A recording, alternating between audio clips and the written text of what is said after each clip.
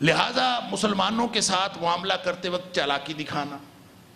ان کے ساتھ گفتگو کرتے وقت ایسی گفتگو، ذو معنی گفتگو کرنا، ایک ہوتا ہے جھوٹ، اس سے انسان دوسروں کو دھوکہ دیتا، ایک بات تو سچی ہوتی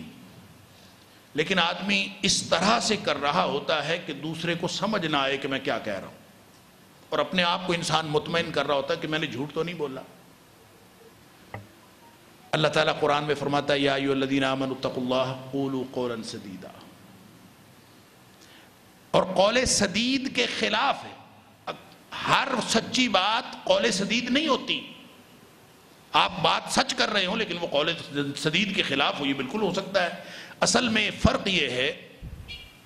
کہ وہ بات جو اگلے بندے کو سمجھ آ رہی ہے، جو اس کو آپ سمجھا رہے ہیں، جو کمیونیکیٹ کر رہے ہیں، جو ابلاغ کر رہے ہیں، وہ اگر ابلاغ جھوٹ ہے تو یہ قول سدید کے خلاف ہے، بات چاہے سچی ہو۔ بچوں سے کو پوچھتے ہیں ماں باپ نماز پڑھی، وہ آگے سے کہتا ہے میں نے عشاء کی نہیں پڑھی،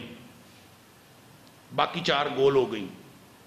باقی پڑھی ہیں کہ نہیں کوئی پتہ نہیں۔ عشاء کی نہیں پڑھی کا مطلب عشاء کی تو نہیں پڑھی، اور باقی نمازیں تاکہ ابا جی باقی نہ پوچھیں۔ اب یہ قول سدید کے خلاف، آپ نے ذو معنی بات کی، اس کا معنی یہ بھی ہو سکتا ہے کہ صرف عشاء کی نہیں پڑھی، اس کا معنی یہ بھی ہو سکتا ہے کہ باقی بھی نہیں پڑھی۔ تو یہ نبی کریم صلی اللہ علیہ وسلم نے جو فرمایا من غش فلیس منی، اس دھوکے میں آتا ہے، اس چلاکی میں آتا ہے۔ اور خود نبی پاک صلی اللہ علیہ وسلم اس کی وضاحت فرمائی، ایک اور حدیث ہے، آپ نے فرمایا الخدیعۃ والمکر، الخدیعۃ والمکر فی النار، جو آدمی دوسروں سے دھوکہ کرے اور چلاکی کرے، یہ جو مکر ہے نا، مکر اس کا معنی ہوتا ہے تدبیر کرنا۔